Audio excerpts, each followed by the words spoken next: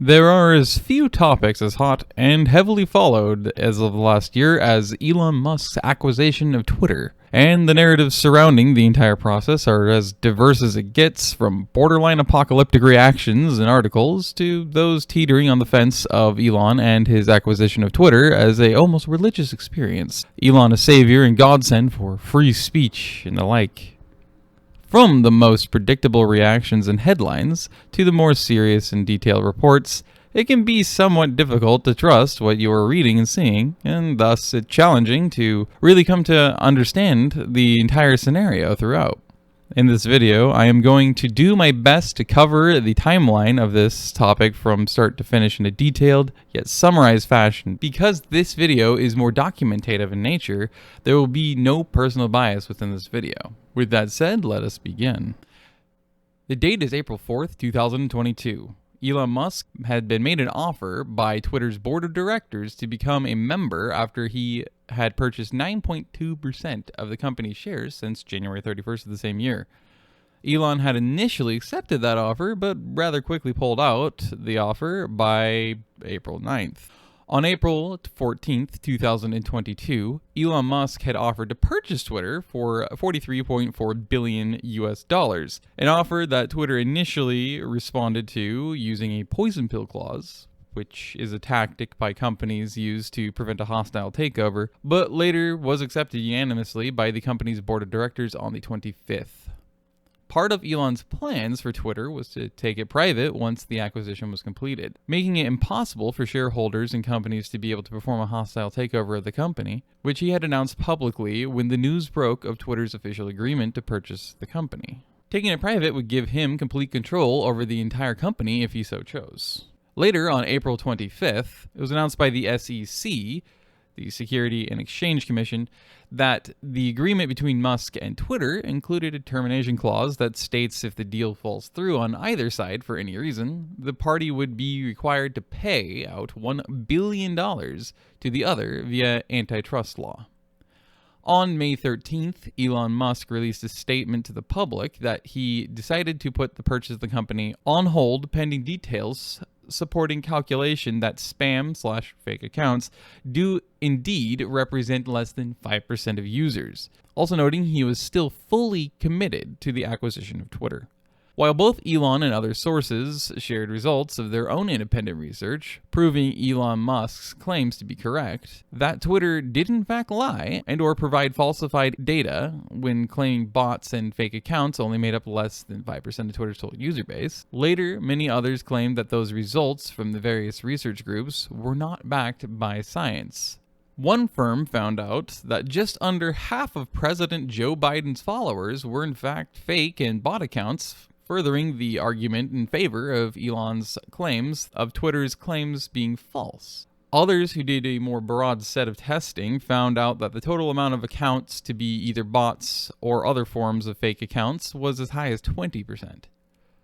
In the terms of the deal between Musk and Twitter was a clause that dictated if Twitter's claims of under 5% were proven false, Elon could legally terminate the deal without having to pay the termination fee of $1 billion. Then on May 26th, Twitter investors launched a lawsuit against Musk, asserting the claim that he was intentionally manipulating the stock price of Twitter in order to further benefit himself while working to acquire the company. A little under 1 month later, on June 21st, Twitter asked their shareholders to approve the deal, as they had begun to grow impatient, waiting for the deal to be closed.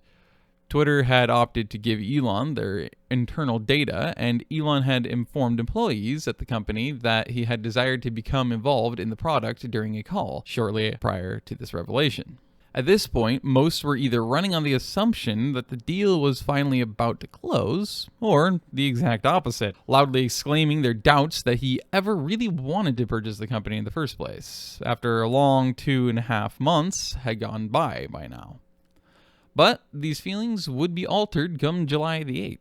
Elon Musk had officially informed Twitter that he was ending the deal to acquire the company as of the 8th of July. His legal team released a statement that showed they were relying heavily on the assertion that Twitter had not given honest nor sufficient data to prove their claims that the fake and bot accounts were in fact under 5% of the total accounts on Twitter.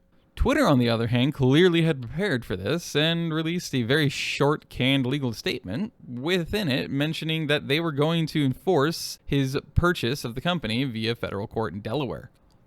They officially took Musk to court 4 days later on July the 12th. By the 19th of July, a judge in the case ruled in favor of Twitter, granting the company ability to accelerate their trial against Elon. Twitter then made the claim that each day the dispute over the acquisition continued, it hurt the company, and that Elon was attempting to complicate the entire process by doing so. The trial was scheduled to start on October the 17th, 2022. However, on October the 3rd, Musk had yet again changed his mind and opted to go through with the purchase. As of October 27th, 2022, Elon Musk had officially become owner of Twitter, having finished the full acquisition of the company by that date. Now, at this point, you're either probably steaming and stewing at the reality that Elon Musk is now the owner of Twitter, believing it's only a matter of time before it goes bankrupt and he drives it into its grave, or the exact opposite severe, and you sincerely believe Elon will do everything he's claimed to have in the works for Twitter to fix and improve its biggest faults, and allow free speech back to the masses, a sort of savior, and even a heroic badass, sticking the finger up to the face of all the censorship firms, fact-checkers, and government-enforced policies. As if you've paid even a tiny bit of attention at the end of October and into the beginning of November, you'll likely have noticed that's about the only reactions anyone has ever seemed to have about this new reality. Plenty of folks have a heavy bias against him, playing deep into their overall perception and reaction to his ownership and control over the social platform. I mean, heck, a handful of the articles I've seen and used for research for this very documentary of sorts very clearly shows a strong bias against him, even if the way it's shown is actually pretty fucking hilarious. Then you have plenty of others who are far more vocal about various things that the aforementioned would consider to be not politically correct, who, again, make up the majority of those who stand at the opposite extreme. But what I'm here to do is to cut through and dismiss all that noise and try to discern the bare details of reality of what has really transpired since Elon became the head of Twitter, CEO of Twatter, and whatever other names you or he gives himself from time to time. Since taking full control of Twitter, Elon has laid off hundreds of the company's employees, fired hundreds more, dissolved an entire team, and enforced a hardcore labor environment for all employees, offering any who refused an incredibly juicy severance package. Elon, of course, didn't think that as many employees would actually take the package and leave as did, so he quickly retracted the offer shortly thereafter. He even, for a period, shut down the corporate headquarters to all employees for a few days to avoid any potential sabotages from now very angered former employees. From there, he has also continued his signature presence on Twitter, posting memes as well as posting polls asking for various things related to Twitter itself, from changes that should be made, comparing issues that users have, and of course, asking users if various suspended accounts and banned users should be brought back and fully reinstated to the platform, including the likes of Donald Trump. Though perhaps the biggest changes he proposed are the changes in the way the platform will work, from much stricter requirements for parody accounts to adhere to in order to avoid their own banning, to the way Twitter will present your feed to you, emphasizing only paid accounts who use the paid verification they'll seek to require. For the latter, anyone who does not wind up paying to verify themselves and their accounts as real will ultimately get kicked into obscurity, with the account's tweets and interactions buried to the lowest priority, causing a lack in folks seeing their tweets at all. Those who paid will be given full priority in the algorithm and thus be shown first in everyone's feeds. Part of what I'm trying to achieve with this sort of enabling everyone to be payment verified with Twitter Blue is to try to get as many people payment verified as possible. It's only $8 a month, It's part of its revenue, part of it is payment authentication. And so if somebody, because there is a huge problem with spam and bots and trolls on Twitter, and organizations trying to manipulate public opinion. But if we can get enough verified users, and we're going to prioritize Twitter search, replies, mentions by verified users first, and hateful conduct pays. But if somebody risks losing even $8, the net effect will be over time that the verified users will pretty much always be at the top of comments and search, and you won't really see. You'll have to scroll far to see the unverified users, which will be the bots and trolls and whatnot. Now, let's take a short walk back to the first day of Elon Musk's ownership of Twitter, October 27th, 2022, and gradually work our way to the present day. The guy loves his memes so much, he literally walked into Twitter headquarters with an entire kitchen sink. Pretty funny if you ask me. And this, therefore, was how he started his job as the owner and CEO of Twitter. A quality first impression for some. Elon announced that he would officially form a team to do content moderation, with emphasis on the team having people with diverse viewpoints in order to help inform their policies, and opted to stall any decisions on content and account reinstatements until it came to fruition. Later, when pressed on why the team was never formed, he claimed that some activists that were in the team had violated the deal that they had made. He would follow this up with the announcement that he was ridding lifetime bans as well as reversing suspensions for small and or petty reasons. On October the 30th, Elon would confirm reports that suggested Twitter would begin requiring its users to join Twitter Blue for $8 a month in order to keep their blue verification checkmarks, of which he claimed would cut back on the amount of bot accounts. As of November the 1st, Elon noted one of his main focal points for Twitter was to review a portion of the company's hate speech policy that barred any users from misgendering trans folks. Twitter held a private meeting on November the 4th for shareholders, revealing a lot of information about what Elon wanted to do with the company. And for many, what he said, as well as his body language, was rather concerning to say the least. $8 in order not to get suppressed? Yeah, that's not a great look. While all other competing platforms are free and seem to aim to remain free, Elon is now trying to incentivize users to pay the platform $8 for a blue checkmark in order to verify you're really yourself.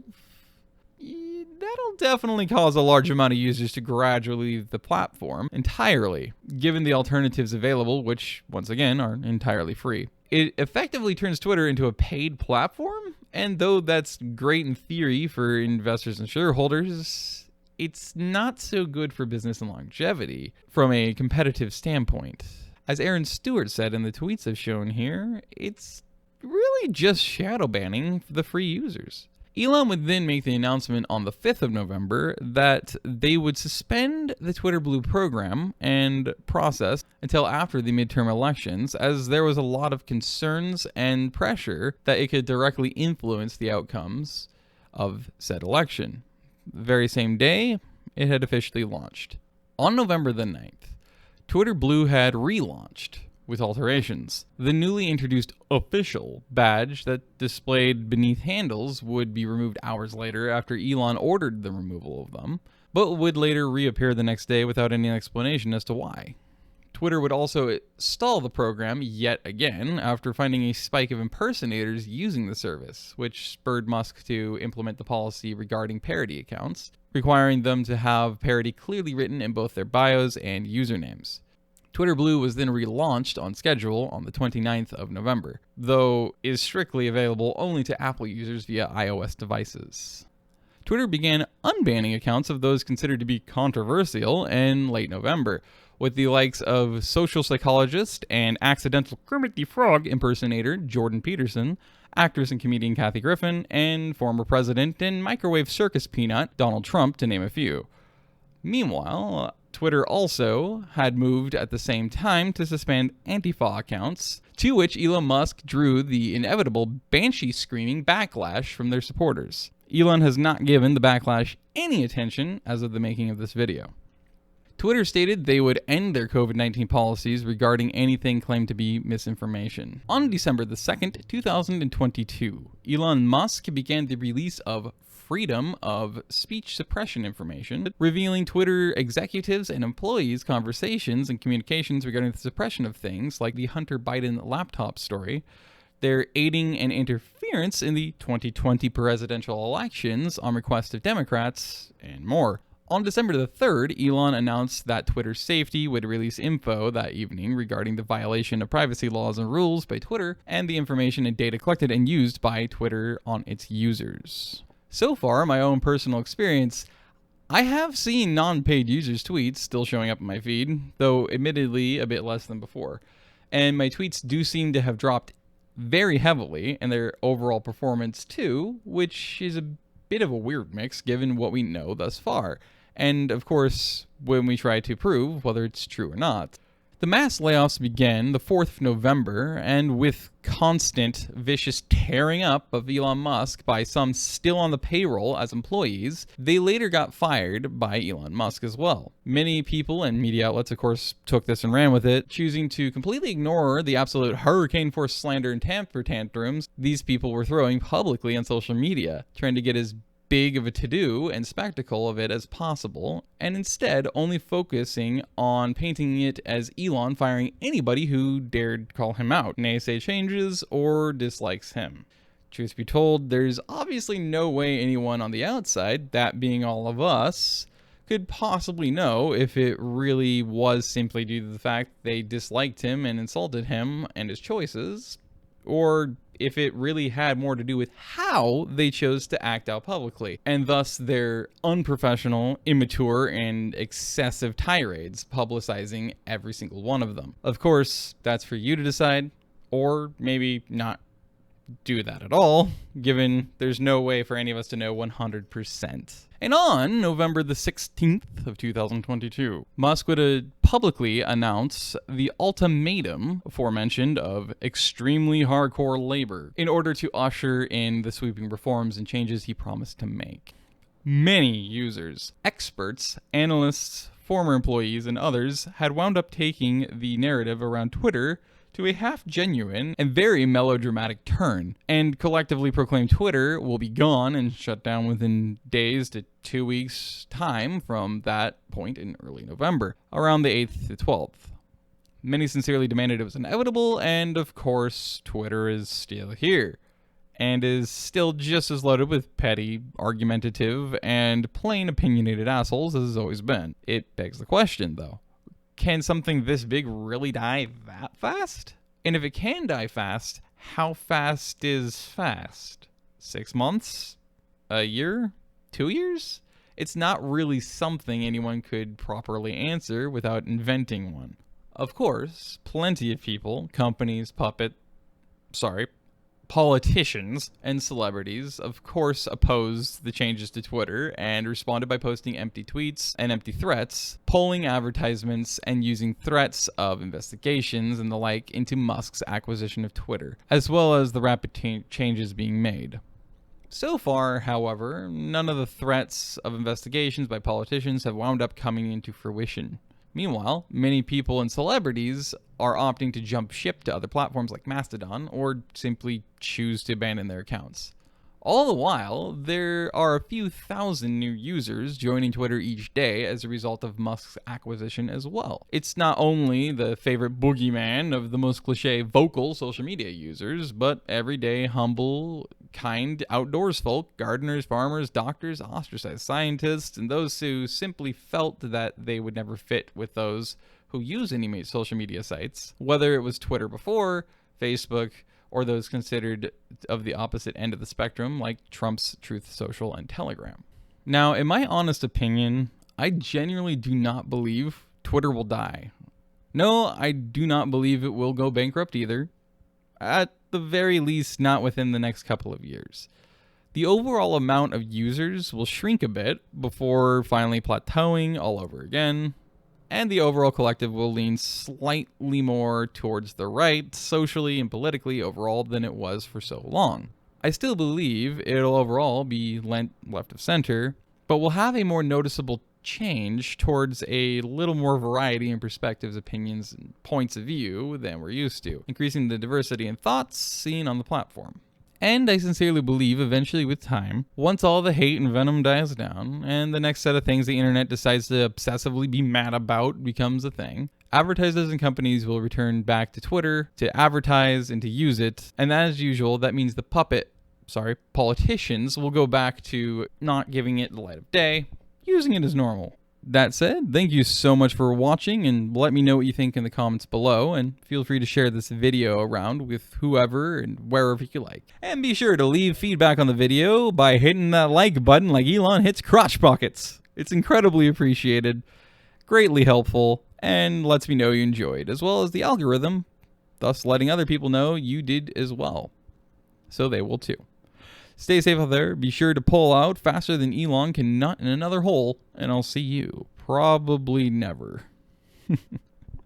Now, I will say, I could very easily have gone much more into detail and depth about each of these different things, but I feel like it would be better if they each got their own video. Now, will I actually make a video for each of these things? No, definitely not. But doesn't mean you can't. Doesn't mean somebody else can't. Doesn't mean you can't suggest it to somebody who probably definitely would love to do it. And there's probably going to be a lot of videos, if there already isn't, out focusing specifically on all this different release of information in regards to what, again, Elon is branding as freedom of speech suppression information. I think that's an inevitability. I might make a video on that at some point in the future, but we'll see, because likelihood is there's going to be a fuck ton of people that are already going to be doing that. But yeah, that's why it's kept simplified here.